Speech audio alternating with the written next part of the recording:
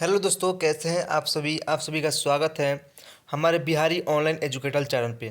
दोस्तों, आज के वीडियो में हम लोग कक्षा 12वीं का जो हम लोग एनसीईआरटी पॉलिटी पढ़ रहे हैं, उस चैप्टर 1 जो हमारा है वर्ल्ड पॉलिटी का शीत युद्ध का दौर, उसका जो भी कॉन्सेप्ट है हम लोगों ने 4 पार्ट में जो है उसको पूरा कर लिया है।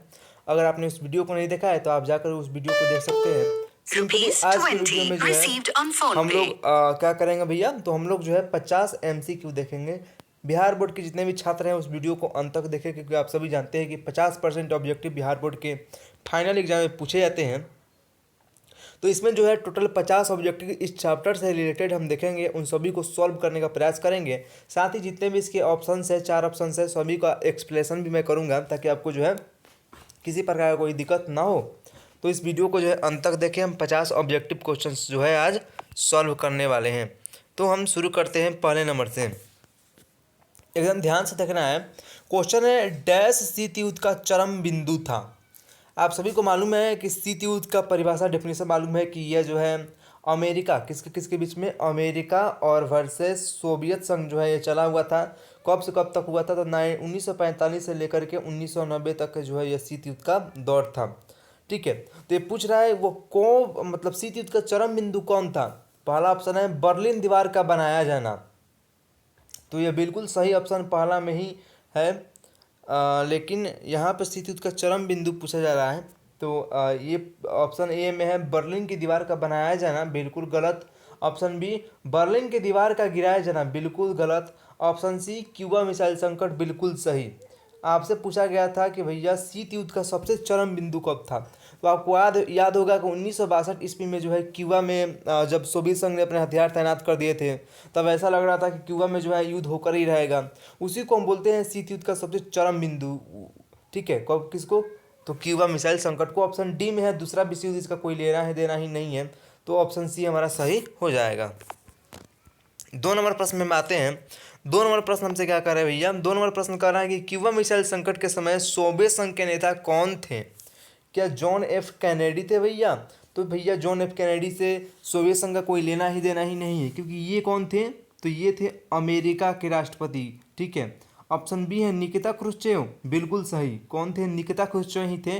क्यूबा मिसाइल संकट जो कि 1962 में हुआ था, ठीक है, उस समय जो है सोवियत संघ के नेता। ऑप्शन सी है फिदेल कास्त्रो, तो फिदेल कास्त्रो की बात किया जाए तो ये जो है सोवियत संघ के नेता नहीं थे, बल्कि ये थे कहाँ के, तो ये क्यूबा के जो है राष्ट्रपति थे। ऑप्शन डी इनमें से कोई नहीं, इसका कोई सेंस ही नहीं बनता है, तो आपका सही आंसर हो जाएगा option B, Nikita Khrushchev. Next question, question number 3 हम देखेंगे। क्वेश्चन नंबर 3 क्या बोल रहा है भैया, क्वेश्चन नंबर 3 बोल रहा है कि अमेरिका की खुफिया एजेंसी का नाम क्या है। बहुत ही इंपॉर्टेंट क्वेश्चन है। ठीक है, चलो इसको सबसे पहले ऑप्शन को देखते हैं। पहला ऑप्शन में दिया गया है रॉ। मालूम है रॉ किस खुफिया एजेंसी होता क्या है, तो किसी भी देश का एक खुफिया एजेंसी होता है जो विश्व में जो भी गुप्त सूचनाएं हैं उसको जो है, जैसे कि मान लीजिए इतना समझ कि अब देखिए ध्यान समझिए, ये है इंडिया।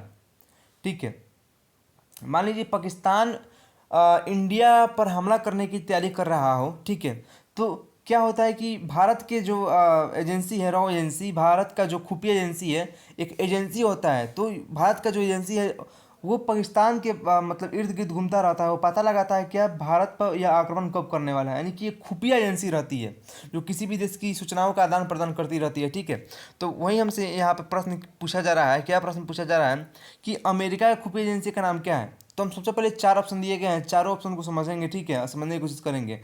तो यहाँ 4 ऑप्शन नहीं, 2 ऑप्शन बहुत ही इंपॉर्टेंट है। Option number A raw. Raw किस देश का खुफिया एजेंसी है, क्या आपको मालूम है। रॉ जो है ना वो भारत का खुफिया एजेंसी है। कहाँ का है, भारत का। अगर आपसे पूछा जाए कि भारत का खुफिया एजेंसी का नाम बताइए, तो आप बताइएगा भारत का खुफिया एजेंसी का नाम है भैया क्या चीज़, तो वो है रॉ। ऑप्शन बी में दिया गया है क्या दिया गया है, CIA। तो ये जो है हमारा सही आंसर होगा अमेरिका। ठीक है, अमेरिका का खुफिया एजेंसी है CIA। तो आपसे पूछा क्या जा रहा है कि अमेरिका के खुफिया एजेंसी का नाम क्या है, तो CIA आपका बिल्कुल सही नंबर आंसर हो जाएगा, ऑप्शन बी। एक और याद रखिएगा, ISI ये कहाँ का खुफिया एजेंसी है, तो ये पाकिस्तान का खुफिया एजेंसी है ISI। आपको 3 पॉइंट नोट कर लेने हैं कि भारत का खुफिया एजेंसी रॉ, ठीक है, अमेरिका का CIA और ISI जो है पाकिस्तान का खुफिया एजेंसी है। 4 नंबर, तो इसको तो मैंने दो बार बता दिया कि भैया क्या प्रश्न है।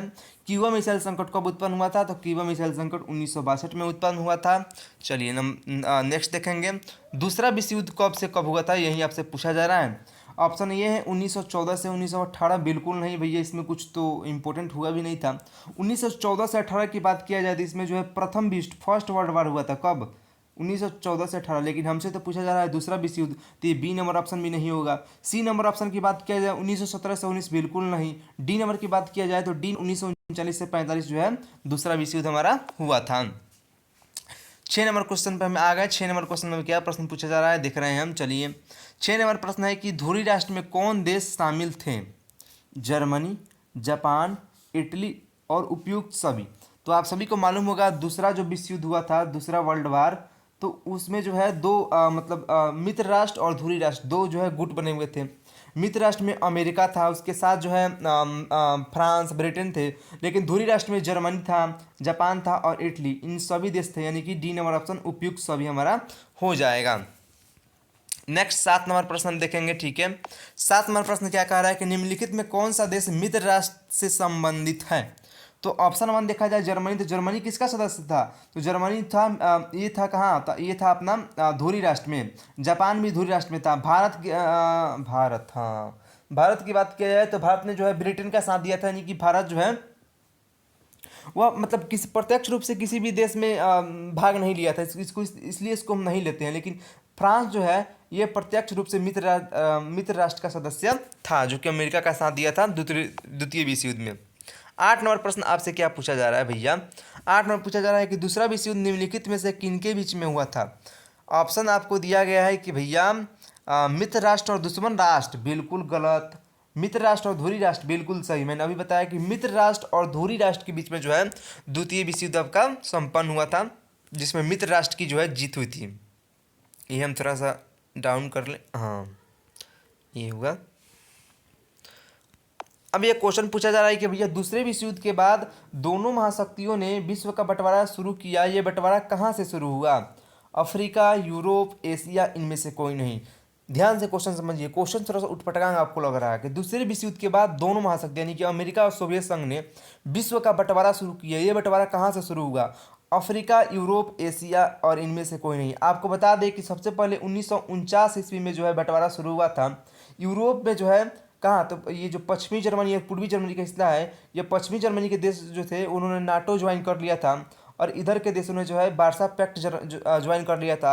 ये क्या है, तो यूरोप के देशों में सबसे पहले जो है बंटवारा शुरू हुआ था। आपका आंसर बी बिल्कुल सही हो जाएगा। क्वेश्चन नंबर 10 पे हम आ गए। 10 कह रहा है कि पहला विश्व युद्ध का हुआ था। मैंने पहले ही बताया कि 1914 से 18 में जो है आपका पहला विश्व युद्ध हुआ था, और दूसरा 1939 से 45 में हुआ था। आज इसका आंसर ऑप्शन नंबर बी हो जाएगा। नेक्स्ट 11 नंबर क्वेश्चन बहुत इंपॉर्टेंट क्वेश्चन है कि नाटो की स्थापना कब हुई? आपका आंसर बिल्कुल हो जाएगा 1949 ईस्वी में 4 अप्रैल को हुआ था। ठीक है, पूरा डेट मैं बता दे रहा हूँ, 4 अप्रैल को हुआ था। 1955 में क्या हुआ था? तो 1955 में वार्सा पैक्ट का स्थापना हुआ था। कौन सा पैक्ट? वार्सा पैक्ट, जो कि सोवियत संघ था, गुट का था। 1945 में क्या हुआ था? तो 1945 की बात किया जाए तो इस समय जो है शीत युद्ध की शुरुआत हुआ था, और द्वितीय विश्व युद्ध का जो है अंत हुआ था। ये सब चीज़ें जो है उस समय हुए थे। 2 मिनट सबसे पहले मैं 1 2 3 काम कर लूँ। ये मेरा नेट ऑन नहीं है तो नेट ऑफ कर ले रहा हूँ, और ये अपना नोटिफिकेशन आ रहा है तो डो नोट डिस्टर्ब वाला सेक्शन ऑन कर दे रहा हूँ। सॉरी इसके लिए, माफ़ी मांग चलता हूँ। चलिए आगे चलता हूँ। हमने ये समझ लिया। अब नेक्स्ट क्वेश्चन ये है, क्वेश्चन क्या है भैया कि अमेरिका ने जापान के डैश शहरों में परमाणु बमों से हमला किया।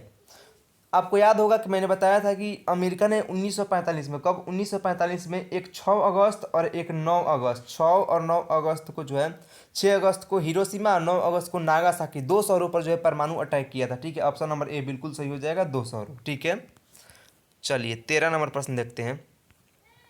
13 नंबर प्रश्न है, अमेरिका ने जापान पर जिन बमों से हमला किया था उसकी क्षमता क्या थी?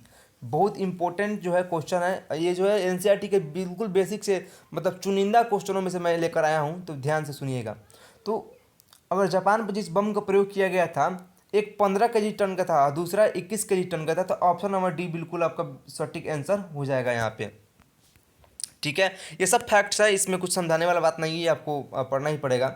बगदाद संधि के बाद किस नाम से जाना जाता है? तो आपको याद मतलब बता दें, ये जो सेंटो बना था, आप देखिए क्या क्या बना था संगठन, एक नाटो बना था, एक नाटो के बारे में आप जानते होंगे, एक सीटो, नाटो, सीतो, सेंटो और एक वर्सा पैक्ट बना था, ठीक है। तो ये जो सेंटो की बात किया जाए, सेंटो को बगदाद संधि भी कहते हैं, सेंटो जो बना था उसको बगदाद संधि भी कहते हैं। तो आपको ये हमेशा के लिए याद रखना है ताकि आपसे क्वेश्चन पूछा जाए तो आप भटके नहीं। नेक्स्ट प्रश्न आपसे पूछा जा रहा है कि जर्मनी की राजधानी डैश है? तो जर्मनी की राजधानी जो है बर्लिन है, और बर्लिन में ही 1961 ईस्वी में जो जर्मनी का राजधानी है बर्लिन, उसमें 150 किलोमीटर दीवार खींच दिया गया था, जिसे हम शीत युद्ध के प्रतीक के रूप में जानते हैं। नेक्स्ट क्वेश्चन देखा जाए भैया, चलिए, अमेरिका ने किस विचारधारा का समर्थन किया? तो अमेरिका जो है पूंजीवाद का समर्थन करता था, वहीं सोवियत संघ समाजवाद का करता था, ठीक है। Option number question number 17, question number 17 का है कि शीत युद्ध से संबंधित है विचारधारों की लड़ाई, बिल्कुल सही। महाशक्ति बनने की होड़, बिल्कुल सही। अधिक हथियार इकट्ठा करने की होड़, बिल्कुल सही। तीनों काम हुआ था शीत युद्ध में, तीनों को शीत युद्ध बोल सकते हैं, इसलिए उपयुक्त सभी का हमारा जो है आंसर हो जाएगा। नेक्स्ट 18 नंबर प्रश्न हम देखते हैं। यहाँ हमसे पूछा जा रहा है कि अमेरिका ने जापान पर जिन बमों का हमला किया था उनका गुप्त नाम क्या था? तो भैया देखिए, दूगो बम का प्रयोग किया गया था। ये लिटिल बॉय ये चलाया गया था 6 अगस्त को। कब चलाया गया था? 6 अगस्त को। कहाँ चलाया गया था? हिरोशिमा पर। और ये जो फैट मैन है ये चलाया गया था 9 अगस्त को। ये कहाँ चलाया गया था? तो ये चलाया गया था नागासाकी पर। यानी कि ए और बी जो है दोनों बमों का प्रयोग किया था अमेरिका ने, और इन बमों का नाम यही था, लिटिल बॉय और फैट मैन। इसको नोट कर लीजिए, बहुत इंपॉर्टेंट क्वेश्चन है। नेक्स्ट, अमेरिका ने जापान के डैश और डैश शहरों पर हमला किया। तो मैंने अभी बताया कि भैया 2 शहरों थे, एक हिरोशिमा और एक नागासाकी, यानी कि बी और सी। ऑप्शन नंबर हमारा डी हो जाएगा। क्वेश्चन है हमारा 20 नंबर, ठीक है। क्या क्वेश्चन है भैया? तो 20 नंबर प्रश्न ये कह रहा है कि मित्र राष्ट्रों में कौन सा देश शामिल था? तो मैंने पहले ही बताया कि मित्र राष्ट्र में अमेरिका था, सोवियत संघ था, ब्रिटेन और फ्रांस था, कि उपयुक्त सभी हो जाएगा। सोवियत संघ, आप बोलोगे भैया सोवियत संघ कैसे शामिल हो गया, ये तो दुश्मन है अमेरिका का। तो 1945 के पहले ये लोग दोस्त ही थे, दुश्मन नहीं थे। 1945 से 90 तक के जो है दुश्मन में रहे। अभी भी देखा जाए तो मतलब कुछ बनता नहीं है रूस और मतलब अमेरिका का, लेकिन फिर भी अभी संबंध इन दोनों के अच्छे हैं। 21 नंबर प्रश्न क्या है? तो सोवियत संघ ने किस विचारधारा का समर्थन किया? तो सोवियत संघ ने किसका किया था भैया? साम्यवाद का किया था। वहीं पूंजीवाद का अमेरिका ने किया था। यह इंपॉर्टेंट क्वेश्चन है, बहुत इजी क्वेश्चन है, ठीक है। ऐसे ही प्रश्न पूछे जाते हैं आपके बिहार बोर्ड में। 22 नंबर, गुटनिरपेक्ष आंदोलन का पहला सम्मेलन कहाँ हुआ था? तो गुटनिरपेक्ष का आंदोलन का पहला सम्मेलन मैंने बताया था कि बेल्जियम की राजधानी बेलग्रेड में हुआ था। कहाँ हुआ था? तो बेलग्रेड में हुआ था। गुटनिरपेक्ष के बारे में अगर आप नहीं जानते हैं तो मेरे पिछले वाला वीडियो 4 जो मैंने पार्ट बनाया उसको देख लीजिए, समझ में आ जाएगा। नेक्स्ट क्वेश्चन है कि सेंटो संधि कब हुआ था? सेंटो, तो आपको बता दें सीटो और सेंटो दो है। तो सीटो ये जो है, चलिए ये सीटो, उसके बाद सेंटो। देखिए ध्यान से थोड़ा सोचिए, इसमें बहुत कन्फ्यूजन होता है लोगों को। ये जो सीटो है वो बना था 1954 में, और ये जो सेंटो है वो बना था 1955 में। आप याद कैसे रहेंगे? कुछ लोगों को सीटो को 1955 कर देते हैं और सेंटो को 1954। पहले आता है सीटो, फिर सेंटो। सीटो पहले एकदम, मतलब इसमें कुछ नहीं है, सीटो, उसके बाद सेंटो। पहले सीटो फिर सेंटो, पहले सीटो फिर सेंटो, तो फिर पहले 1954 फिर 1955, ऐसे आप याद रखिएगा, ठीक है। तो सेंटो कब बना था? तो 1955 में आपका सेंटो बनने का काम किया गया था, अमेरिका के द्वारा बनाया गया था, ताकि जो है सोवियत संघ का प्रभुत्व ना बढ़े। वार्सा संगठन कब बना था? मैंने कितनी बार बताया कि 1955 में यह बना था। चलते रहिए, इजी क्वेश्चन है, ज़्यादा दिमाग नहीं लगाएंगे। नाटो की स्थापना के समय उसके कितने सदस्य देश थे? तो उसमें 12 सदस्य देश थे। इसमें भी ज़्यादा दिमाग हम नहीं लगाएंगे, आगे चलते रहेंगे। 26 नंबर प्रश्न, गुटनिरपेक्ष आंदोलन का 14वां सम्मेलन में किस सदस्य देश शामिल हुए? तो गुटनिरपेक्ष आंदोलन का जो 14वां सम्मेलन हुआ था उसमें बात किया जाए तो 116 देश शामिल हुए थे। अभी गुटनिरपेक्ष में टोटल 120 देश हो गए हैं। आपसे पूछा जाएगा कि वर्तमान में गुटनिरपेक्ष में कितने देश हैं, तो आप आंसर बताइएगा, 120 देश है, ठीक है। नेक्स्ट क्वेश्चन देखते हैं, गुटनिरपेक्ष आंदोलन का 14वां सम्मेलन कब हुआ? तो ये हुआ था 2006 में। कब हुआ था भैया? तो 2006 में, ठीक है। ये आपसे ये जो क्वेश्चन है वो प्रीवियस ईयर क्वेश्चन से मैंने लिया हुआ है, ये पूछे गए हैं, ठीक है। गुटनिरपेक्ष का 14वां सम्मेलन कहाँ हुआ था? तो ये जो है क्यूबा में हुआ था। ये वही क्यूबा है जहाँ पर 1962 ईस्वी में क्यूबा मिसाइल संकट उत्पन्न हुआ था, और यह देश जो है बाद में गुटनिरपेक्ष ज्वाइन कर लिया, और यहाँ पर जो है अब गुटनिरपेक्ष का सम्मेलन भी होता है। वर्तमान में नाटो के कितने सदस्य देश है? तो वर्तमान में नाटो के जो है, यहाँ देखिए, यहाँ पे कुछ सटीक ऑप्शन नहीं है। देखिए वर्तमान में 30 सदस्य देश है नाटो के अंदर, ठीक है। नाटो अभी जो है एक खतरनाक सैनिक संगठन है, ठीक है। इसे पंगा लेने से सभी लोग डरता है। साथ ही नाटो जो है हमेशा भारत को ऑफर देता है कि भारत ज्वाइन कर रहे हैं, लेकिन भारत जो है लात मार कर ठुकरा देता है इस नाटो के ऑफर को, हम किसी भी गुट में शामिल नहीं होंगे। अभी कुछ दिन पहले ही नाटो जो है रिक्वेस्ट किया था कि भारत जो है ज्वाइन कर ले। दोनों 30 नंबर प्रश्न देखिए, दोनों महाशक्तियों ने 1960 के दशक में कितनी महत्वपूर्ण संधियां की, ठीक है। तो ये जो है 3 महत्वपूर्ण संधियां हुआ था, ठीक है। एक परमाणु अप्रसार संधि, परमाणु सैन्य संधि, ऐसे ही 3 संधियां हुई थी, ठीक है। ये आपको याद रखना है, मैं आगे बता दूंगा कि कौन कौन से वे संधि थी। नेक्स्ट है, अमेरिका में स्वतंत्रता की लड़ाई कब हुई थी? तो ये हुआ था 1787 ईस्वी में, स्वतंत्रता की लड़ाई अमेरिका में 1787 ईस्वी में। साथ ही फ्रांस में क्रांति कब हुआ था? तो 1789 ईस्वी में फ्रांस में क्रांति हुआ था। और 1917 ईस्वी में जो है रूस में जारशाही शासन का अंत हुआ था और रूस में रूसी क्रांति हुई थी। नेक्स्ट क्वेश्चन 32 नंबर क्वेश्चन क्या कह रहा है? चीन और सोवियत संघ के बीच एक भूभाग को लेकर छोटा सा युद्ध कब हुआ था? तो ये युद्ध हुआ था 1969 में। कब हुआ था? 1969 में। देखिए 1969 के पहले जो है चीन जो है रूस को खुला समर्थन करता था, लेकिन ये जो युद्ध हुआ छोटा सा भाग को लेकर, उसके बाद अभी भी इन दोनों के रिश्ते खराब ही हैं थोड़े मोड़े, ठीक है। अच्छे रिश्ते नहीं बोले जाएंगे। तो हम आगे चलते हैं। गुटनिरपेक्ष आंदोलन के संस्थापक नेताओं को उनके देशों के साथ मिलान करिए, ठीक है। तो भारत की बात किया जाए तो सबसे पहले भारत का लगा लेते हैं पंडित जवाहरलाल नेहरू, ठीक है। उसके अलावा देखा जाए ये हो गया मेरा। उसके बाद देखा जाए मिस्र का, तो मिस्र का था ये थे गामाल अब्दुल नासिर। और उसके बाद भारत के अपने पंडित जवाहरलाल नेहरू। और इंडोनेशिया के अपने कौन थे? तो सुकर्नो थे। और उसके अलावा घन्ना की बात किया जाए तो घन्ना के बामे एनकुरमा थे। और एक कौन बच गया? यूगोस्लाविया, तो इसके जोसेफ ब्रांच टीटो थे, जो कि पहले गुटनिरपेक्ष आंदोलन के क्या थे, जो 1961 में हुआ था, उसके अध्यक्ष यही थे, जिनको मार्शल टीटो भी बोलते हैं। चलिए आगे चलते हैं। ये थोड़ा लंबा क्वेश्चन था 1 नंबर में।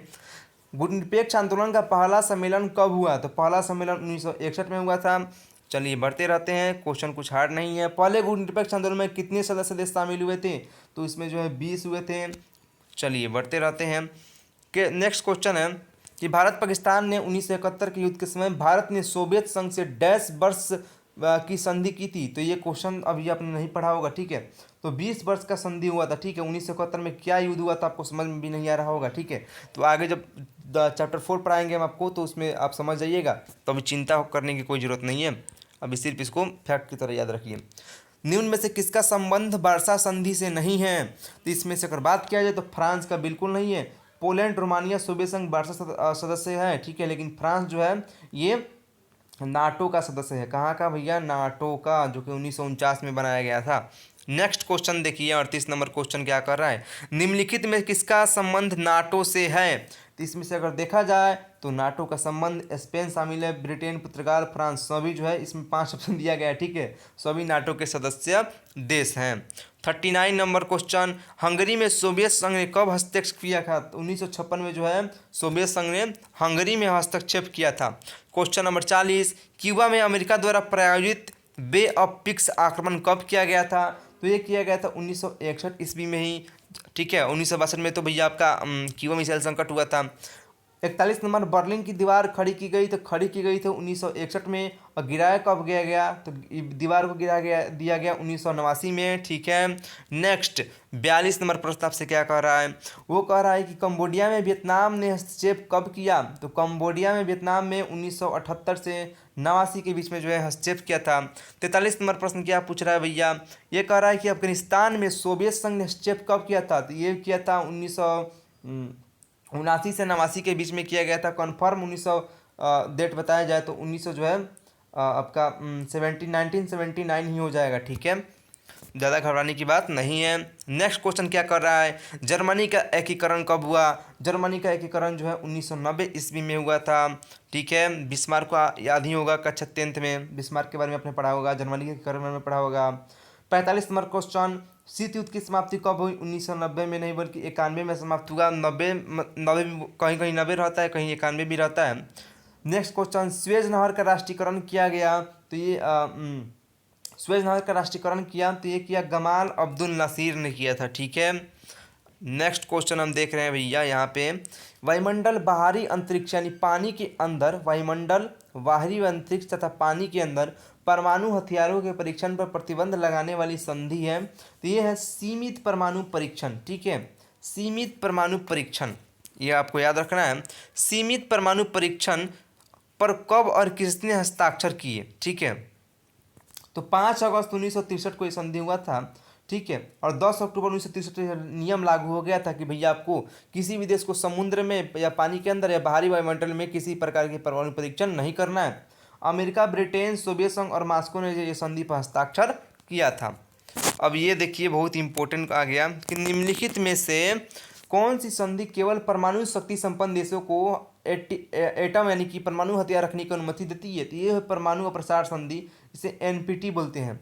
इस पर भारत ने हस्ताक्षर नहीं किया क्योंकि ये बोलता है कि 1967 से पहले जो भी देश जो है परमाणु बना लिए हैं अब वहीं जो है परमाणु संपन्न देश रहेंगे, इसके बाद कोई भी देश जो है इस पर मतलब परमाणु बम नहीं बना सकता था, ठीक है। भारत ने इसका विरोध किया, भारत ने हस्ताक्षर नहीं किया, ठीक है, और भारत ने परमाणु बम बना भी लिया। आज का हमारा सबसे वाला लास्ट वाला क्वेश्चन, निम्नलिखित में से कौन सी संधि का विरोध भारत ने किया था? वही था अपना परमाणु अप्रसार संधि। और जाते जाते आपके लिए 2 प्रश्न छूट जाते हैं कि भैया ये बताइए, भारत ने, ये तो आप समझ गए कि भारत ने एनपीटी का विरोध किया क्योंकि एनपीटी ये बोलता है कि अगर आप एनपीटी पर हस्ताक्षर करते हैं तो परमाणु बम नहीं बना सकते। लेकिन आपसे मैं उल्टा सवाल पूछूंगा कि भारत ने कब कब 2 बार परमाणु बम का परीक्षण किया जा चुका है, भारत ने कब कब किया है और उस समय किसकी सरकार थी, ये आप कमेंट बॉक्स में ज़रूर बताएं। तब तक के लिए जय हिंद, जय बिहार, भूले, ठीक है भैया, समझे ना।